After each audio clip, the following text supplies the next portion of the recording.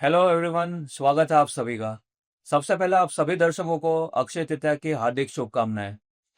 अक्षय जिसका मतलब है जिसका क्षय नहीं है। आज का दिन है नए इन्वेस्टमेंट का, नए वेंचर्स का, नई बिगनिंग का। और आज का दिन काफ़ी शुभ माना जाता है गोल्ड में इन्वेस्ट करने के लिए। आज मेरे साथ है executive director and head of technical research Sumit Bagaria sir, और commodity fundamental analyst Yash Sawant.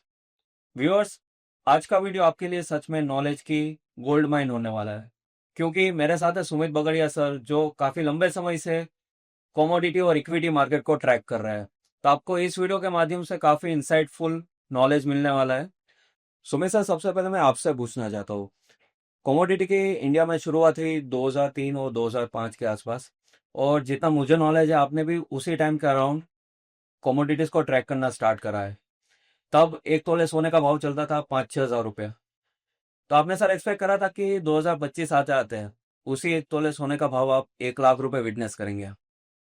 सबसे पहले तो सभी को मेरा नमस्कार और अक्षय तृतीया की बहुत बहुत शुभकामनाएं। देखिए, आपका सवाल बहुत इंटरेस्टिंग है और ये सभी को जानना और समझना बहुत जरूरी है कि आज जो चीज का भाव चल रहा है 20 साल बाद क्या होगा, ये प्रिडिक्ट करना बहुत डिफिकल्ट है। 2003-4 से एमसीएक्स इंडिया में स्टार्ट हो चुका था, कमोडिटीज में ट्रेडिंग स्टार्ट हो चुकी थी। करीब करीब तकरीबन 2004-5 से ही मैं कमोडिटीज को ट्रैक कर रहा हूँ। 5-6 हजार के भाव हुआ करते थे। आज हम 2025 में बैठे हैं। 20 साल के बाद करीब करीब 1 लाख रुपए तोला का भाव हम गोल्ड का देख रहे हैं। यानी 20 साल में 20 गुना कमोडिटीज में जो गोल्ड में तेजी देखने को मिली है, 20 साल में 20 गुना भाव हो गया। जो 5 से 6 हजार चलता था गोल्ड, वो आज 1 लाख रुपए चल रहा है। तो डे वन पे इतना बड़ा प्रिडिक्शन देना बहुत डिफिकल्ट है, नेक्स्ट टू इम्पॉसिबल है और नहीं होता। मैं आपको एक सिंपल से एग्जांपल के तौर पे समझाता हूं। बच्चा जब बॉर्न होता है, तब से ये प्रिडिक्ट नहीं किया जा सकता कि वो 20 साल या 25 साल के बाद क्या करने वाला। वो 5 साल का होता है, 10 साल का होता है, 15 साल का होता है। तो जैसे जैसे स्टेप बढ़ते हैं, वैसे वैसे समझ में आता है इंटरेस्ट किधर है, किधर जाएगा, क्या फ्यूचर बनेगा या क्या करेगा।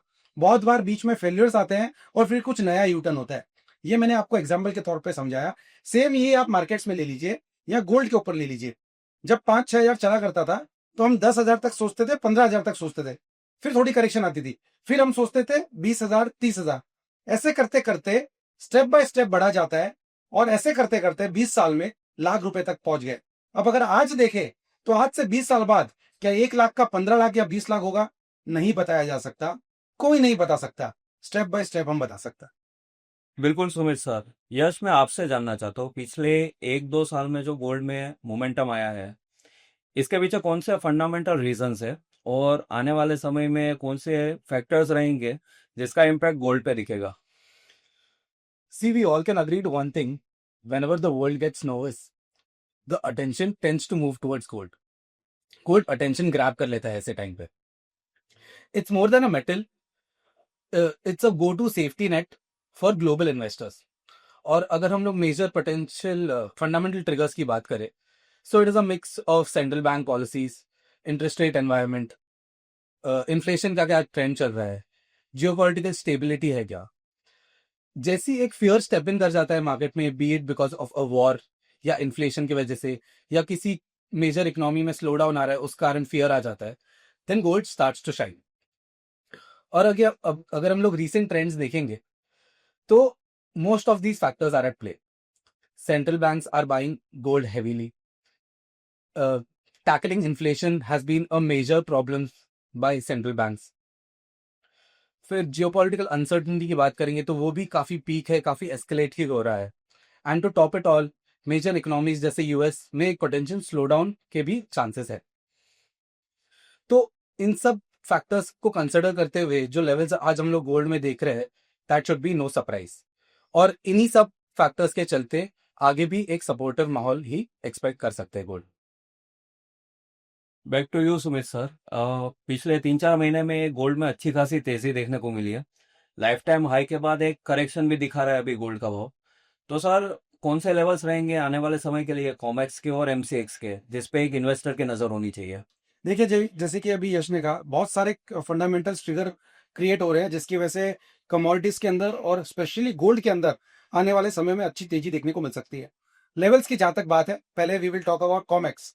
यूएस में जो अभी गोल्ड ट्रेड कर रहा है $3300 के आसपास अप्रोक्सीमेटली ट्रेड कर रहा है।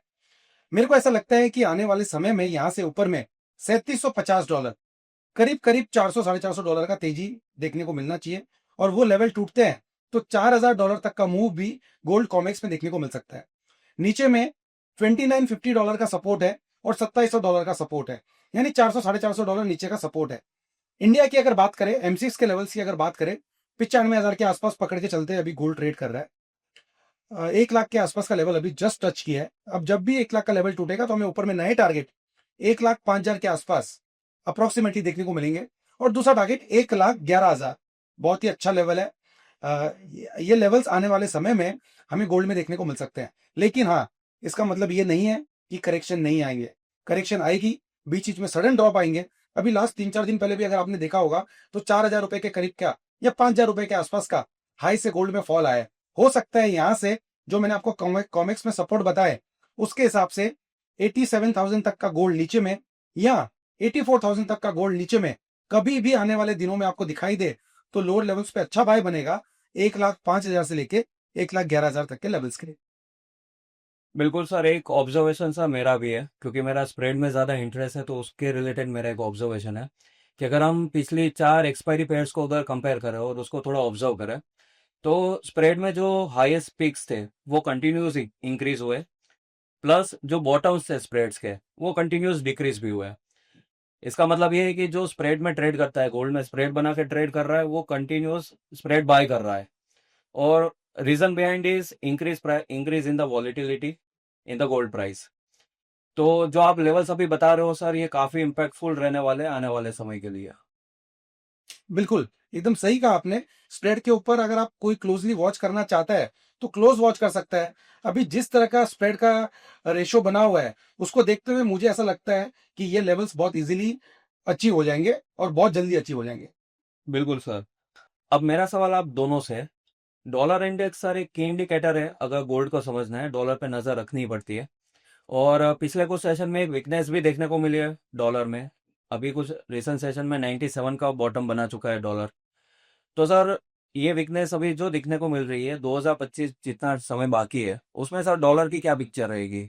सो 2025 में अगर हम लोग डॉलर का परफॉर्मेंस देखेंगे तो एक पॉजिटिव पुश जो मिला था after president Donald Trump was elected, वो सस्टेन नहीं कर पाया 2025 में। जैन में एक हाई बनाया और वहां से एक स्टेडी डिक्लाइन भी दिखाई दिया है हमें डॉलर इंडेक्स में। And this clearly reflects the weakness which is prevailing in the US economy. जो थोड़ा कॉन्फिडेंस शेक हो गया है टैरिफ रोल आउट करने के बाद, वो क्लियरली रिफ्लेक्ट कर रहा है। तो जब तक इन टैरिफ का क्या पोटेंशियल इम्पैक्ट हो सकता है यूएस इकोनॉमी में, वो क्लियर नहीं हो जाता, हमें डॉलर पे एक दबाव बना दिखाई दे सकता। देखो, मैं आपको इसके ऊपर लेवल्स के ऊपर भी बताता हूँ। ये जितना भी यूएस का माहौल चल रहा है, जितना भी टैरिफ का बात चल रहा है, इससे जब से ये स्टार्ट हुआ है तब से डॉलर इंडेक्स में ऊपरी लेवल से दबाव देखने को मिल रहा है। मुझे ऐसा लगता है कि जब तक ये माहौल चलेगा डॉलर इंडेक्स में दबाव देखने को मिलेगा।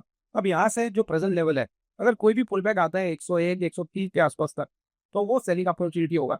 नीचे में मुझे लगता है कि आने वाले समय में 94 94 या $90 90 तक आने की पॉसिबिलिटी है, प्रॉबिलिटी बहुत ज्यादा है। क्योंकि जब से टैरिफ वॉर स्टार्ट हुआ है तब से हमने देखा है कि ऊपरी लेवल से करेक्शन और दबाव का शुरुआत हो चुका है। तो मुझे ऐसा लगता है ये गोल्ड के लिए भी पॉजिटिव है। जब ऐसे करेक्शंस आते हैं तो गोल्ड के अंदर पॉजिटिव इम्पैक्ट, और यही हमको पिछले 15 दिन या 1 महीने में देखने को भी मिला है।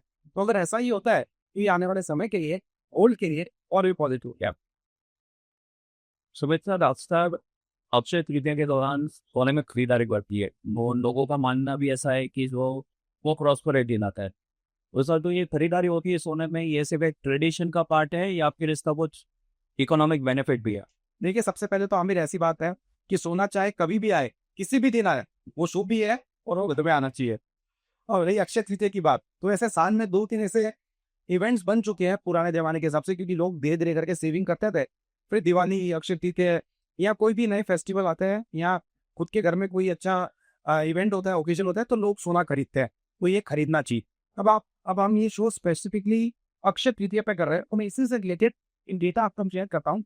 मेरे साथ साथ आपको स्क्रीन पे भी दिखाई देगा। पिछले 10 साल का ही मैंने निकाला है, 2015 से 2025 अक्षय तृतीया वो अक्षय तृतीया मोस्टली पिछले 10 साल के अंदर ऑन एन एवरेज 8 से 10% या डबल डिजिट रिटर्न हमने देखे हैं। बीच में कुछ 2 साल ऐसे रहे हैं जहाँ पे हमने 30%, 40%, 30 to 40% रिटर्न देंगे। 2019, 2020 उसी एक साल में 40% का रिटर्न देगा। करंट ईयर की बात करें 2024, 2025 तो हमने अप्रोक्सीमेटली 30% की रैली देखी। और पिछले 10 साल की बात करें तो सिर्फ एक साल 3% माइनस रहा है, बाकी ओवरऑल 10 में से 9 साल every year Akshaya Tritiya to Akshaya Tritiya gold positive रहा है। तो इस साल भी अगर इसी को फॉलो करते हैं पास्ट के सिर्फ अक्षय तृतीया के डेटा को, उसके बेसिस पे तो आज जो भी भाव चल रहा है यहाँ से 10% की तेजी तो आप मान के चले। और अगर जिस तरह का ग्लोबल माहौल चल रहा है, जिस तरह का ब्रेकआउट देखने को मिल रहा है, जिस तरह का जियोपॉलिटिकल टेंशन देखने को मिल रहा है, जिस तरह का ट्रेड वॉर देखने को मिल रहा है, ये सारे सिनेरियो को देखते हुए अगर थोड़ा भी एस्केलेशन और ज्यादा होता है आने वाले समय में तो ये तेजी बहुत बड़ी बन सकती है। फिलहाल आप ये मान के चले कि 8 से 10% की तेजी जल्दी देखने को मिलनी चाहिए। तो इसका मतलब ऐसा कि जो सोना की खरीदारी होती है अक्षय तृतीया पे, वो श्योरली प्रॉस्पेरिटी लेके आएगा। सर एक और इवेंट है जिसपे सोने की खरीदारी होती है, वो है दिवाली। और 2025 की दिवाली कुछ ही महीने दूर है, और अगर पिछले कुछ साल का देखें तो फिजिकल गोल्ड की खरीदारी में भी बढ़त दिखने को मिली है दिवाली के मौके पे। तो सर इस दिवाली पे क्या लेवल्स एक्सपेक्ट कर रहे हैं? अमित देखिए, जैसे मैंने पहले भी कहा कि हम मोटा मोटी और ऊपर साइड में एक्सपेक्ट कर रहे हैं 1,05,000 और दूसरा टारगेट है 1,11,000। ये मेरे बहुत decent short to medium term के टारगेट है। पोजिशन टारगेट तो और ऊपर के देखने को मिलेंगे।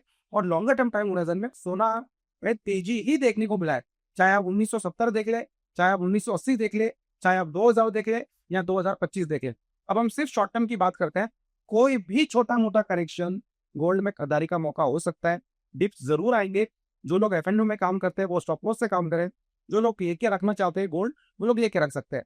इन शॉर्ट दिवाली तक 1,05,000 से 1,11,000 के आसपास गोल्ड दिखा। Thank you very much Sumit sir and Yash, आप दोनों का इस वीडियो में जुड़ने के लिए। आई होप इस वीडियो के माध्यम से हमारे दर्शकों को काफ़ी फ्रूटफुल इंसाइट्स मिली होगी गोल्ड से रिलेटेड। तो दोस्तों, सोना हुआ लाख के पार, क्या जारी रहेगी आगे की रफ्तार? ये सवाल का जवाब आपको वीडियो के एंड होते होते मिल चुका होगा। अगर ये कंटेंट आपको पसंद आया तो इस वीडियो को लाइक करें, चैनल को सब्सक्राइब करें और ऐसे इंफॉर्मेटिव वीडियोस को अपने दोस्तों के साथ शेयर करें।